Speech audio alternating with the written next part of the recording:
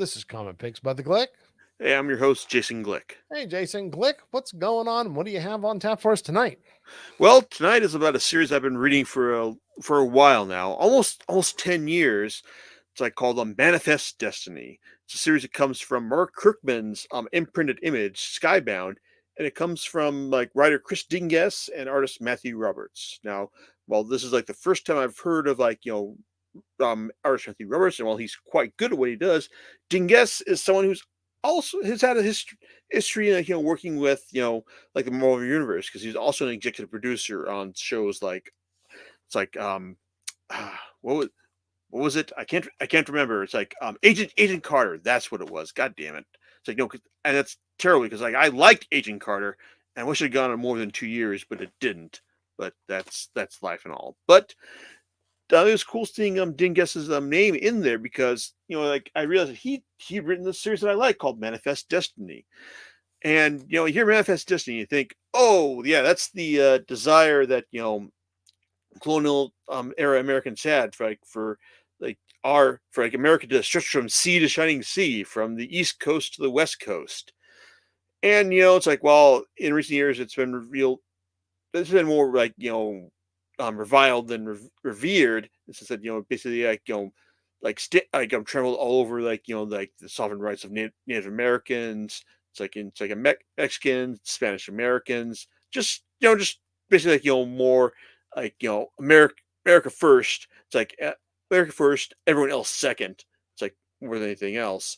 And it's like that's kind like Dingus is kind of like aware of those kinds of intonations right here, because the broad strokes premise of Manifest Destiny is basically like takes like the perspective of Lewis and Clark's expedition west to after Thomas Jefferson secured the Louisiana Purchase.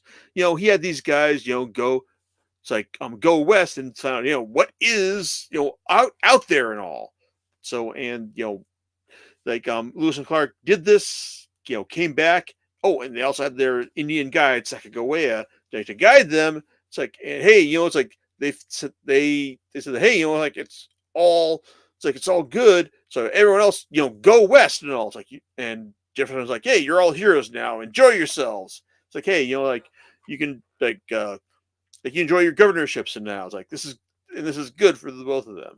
Well, Dingess's and Robert's approach to this is a bit more complex than that, because the basic idea behind Manifest Destiny, the comic book series, is what if their exploration, like their corpse of discovery, had more in common with the X-Files than anything else, because it's like because like the first volume basically has them encountering buffalo men, not, and basically or buffalo tars, basically like half horse, half buffalo, half all men as well. So like they're basically just like as they go west, they find out that there aren't, like they're just like regular threats facing them. They're just like supernatural threats facing them. And one of them in the very first volume, like isn't just like buffalo men, but also the some fauna that also like secure like causes them to like fall into a sleep, and just like dream of like whatever they want, basically succumb to their like greatest desires or greatest fears as well. That's basically like the thrust of the series, in that each volume involves like a new threat. Like volume 2 like has them facing off against a giant evil river frog that tries to eat them. Volume 3 has them like taking on some like quasi Muppet-esque creatures called the Fairzon, basically like intelligent like bird-like creatures who think that humans like taste delicious, but are also enthralled to this bat creature that likes to steal heads in order to like use one as its own in order to like prolong its own life. Oh, and then there's also like volume 4, which just basically titled Sasquatch, because there are also these one-eyed creatures that are just out to that initially they seem like they're going to just be friendly, but then when the original Corpus of Discovery tried to came out west, and basically wound up having to feast on them in order to survive the winter. Well, that basically turned them against all humans, and now Lewis and Clark's expedition have to pay the price. So basically, it's like every volume is just basically a showcase of what a new threat has to they have to face each time. And on one hand, it's like I think that's like a fine a proposition for a series, even though it's like we relayed threads of what's going to happen in the long term, such as the pregnancy between Sacagawea and the mischievous Frenchman Charbonneau, which we're told is has it's there's reasons that she had to get pregnant and all, and also just like Lewis and Clark's own previous history as as fighters in the Native American wars between the like between the American colonies and the natives at the time. Rereading my reviews of this, it's like I mentioned in volume one like how I thought that this is kind of like weird, and since you're positioning these characters like as our protagonists, as our sensible heroes, and why are you like flagging up the fact that these guys are Native American killers? It's like this seems kind of weird, but the more you read this, the more you realize that, oh, wait a second. Well, actually, let me back up for a second, because I read the final volume. It's like about like a little over a week ago, and when I read it, I was like, wow. It's like this seems really kind of brutal and all. It's like in terms of how you're wrapping things up, and kind of at odds with like how I thought this series was going to go. So, but of course, I reread all like the series, from front to back once, once I get the final volume, and well, it turns out this is more of a feature than a bug, because, well, it turns out that Lewis and Clark, they're not actually the heroes of this story. They're just the protagonists. They are aware of like the reasons they're going west and all, and in order they're basically here to secure the it's like the what these western reaches for for Americans in general. And on one hand, well, that basically means like slaughtering any threats they come across. It also means like like the supernatural threat that they've been promised to, which is like established by the previous journeymen who came before them. Well, it's like they're going to need to engage in a bit of baby killing in order to secure the future of the United States.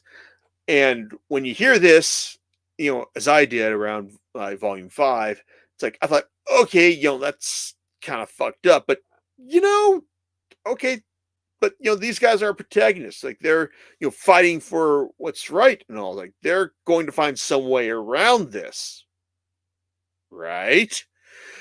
Well, rereading things. It's like the stuff that Dingess sets up in volume 8. It's like is actually foreshadowed pretty explicitly. It's like over the course of the many volumes beforehand. We get the idea that like while Lewis, who's portrayed as a more scientific inquisitive type, is also in this for the glory. It's like he wants to be remembered for his part in the expedition, in west in order to secure the western border for the United States. It's like, and basically like establish his place in history. And Clark, well, it's like he's like getting over his PTSD from his time in the wars against Native Americans. It's like he's just like along for like the ride for more or less the same reasons, but also he's a slave owner as well, and his and he brings one of his most trusted slaves, York, along with him, while also promising that he'll set him free. It's like at the end of the journey.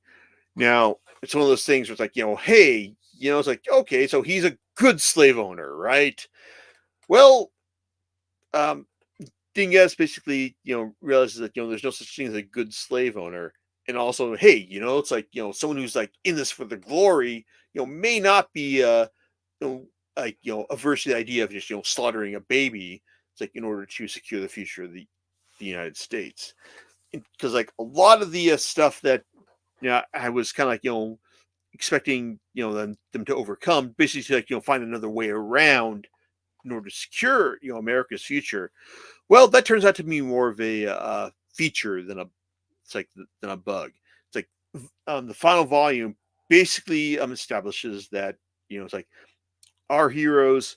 Well, they're not actually heroes. They're basically just trying to do their best in order to like secure America's future. Like interested in everyone else be damned. It's like, and if anything, it's like I was a bit let down by this.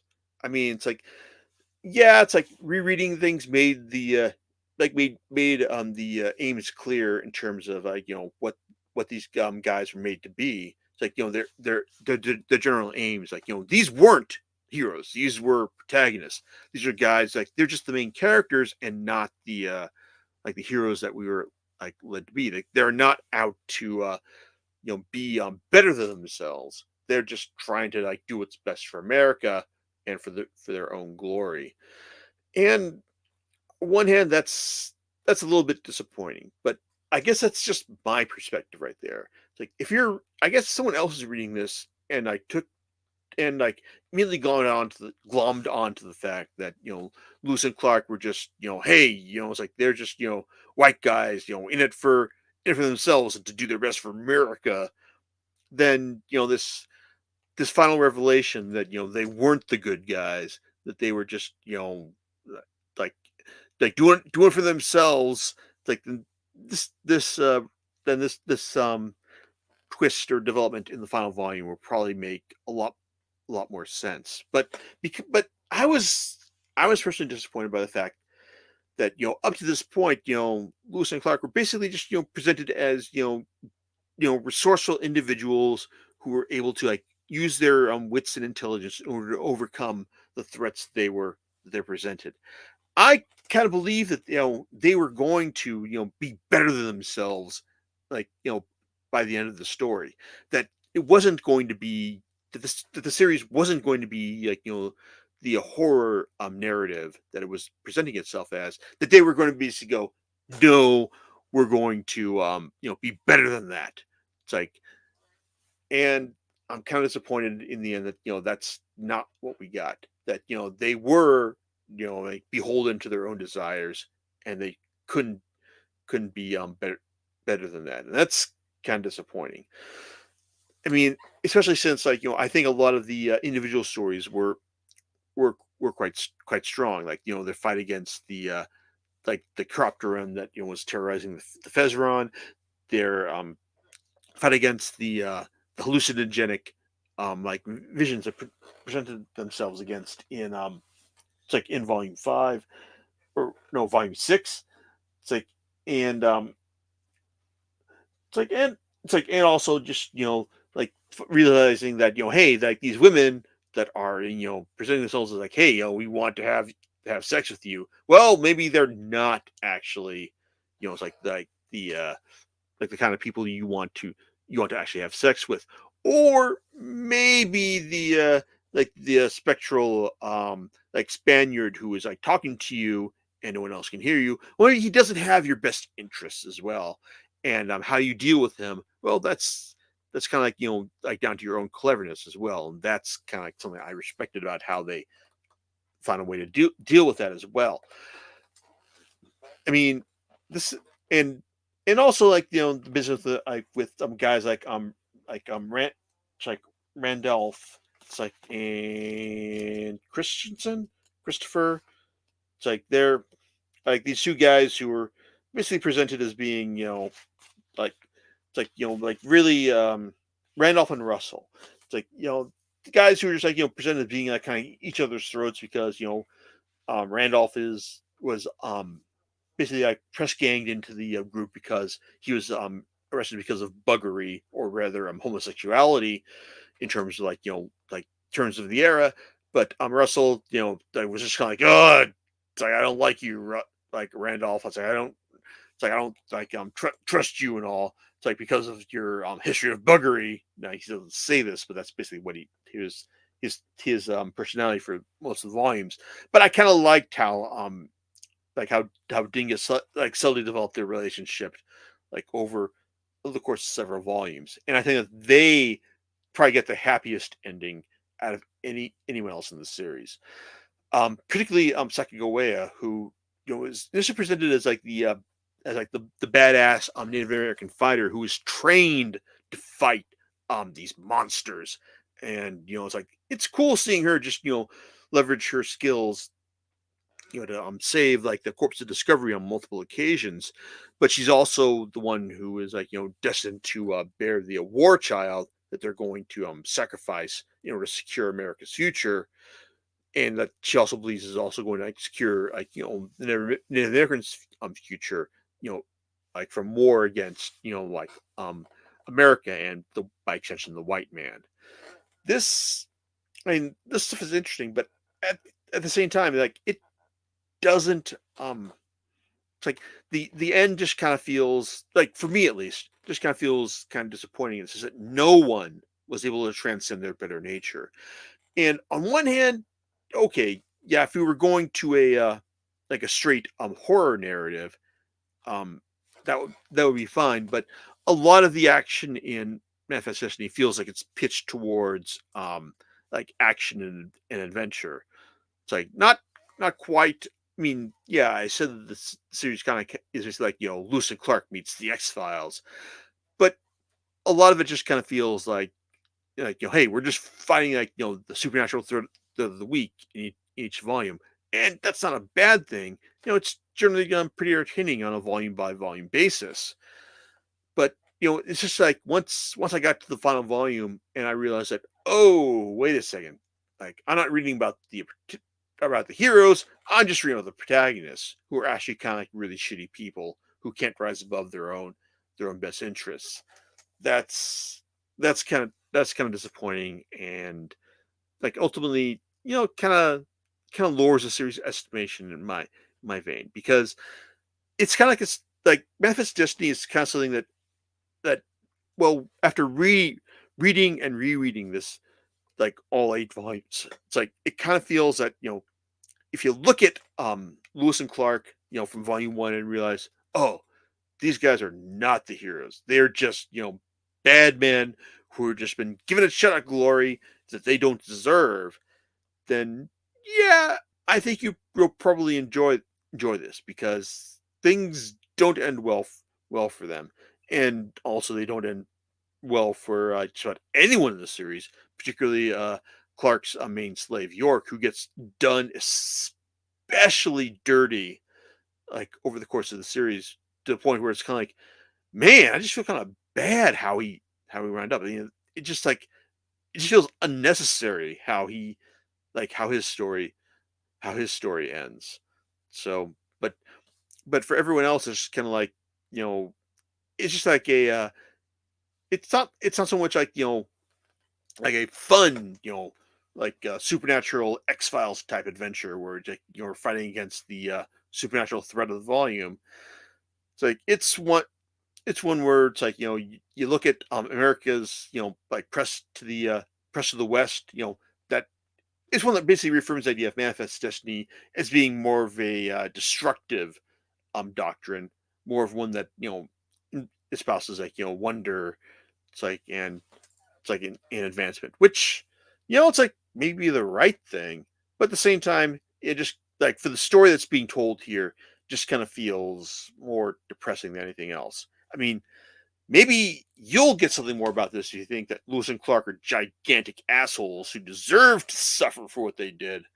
But I don't think that's what I got like from the first several volumes. And it wasn't until that final volume that I realized that, oh, I should have realized these guys are the bad guys, And I should have been waiting for them to suffer more than anything else. So it's good on its own terms, but I don't know. It's like I don't think it quite succeeds in the story that it was telling. I will say that it does look good for being an end because artist Matthew Roberts does have a good sense of style. It's like in terms of like just illustrating all like the lush like flora, fauna. It's like and also like various monsters that ever everyone encounters. I mean, you get the feeling at the end that he was kind of like like more rushed or more just like a sense faced with a sense of oh my god, it's like we're finally at the end here. I gotta like knock this shit out right now. But it's like overall, it's like it looks good from beginning to the end, and that I can't knock it for. But the storytelling, I kind of wished more from it, and also the final reveal of like the arc that like pretends the future. That's kind of like more reaching and more like it thinks it's clever than it really is. So while there was stuff that I enjoyed about it, can't say that's something that I like that feels more than the sum of its parts or something that I enjoyed as much as I was expecting it to by the end. Well, all right then. Well, I think that's pretty much all there is to say about it. Do you know what you're going to be talking about next time? Okay, well, we're gonna need to block out April 1st for recording because we're not teaming with Rob next time, John. We're teaming up with his wife, Marisa, next time. Because unless things go horribly wrong, we're gonna be talking about Trigun next time. All right, sounds good, and we'll catch you next time on Comic Picks by the Glick. Laters.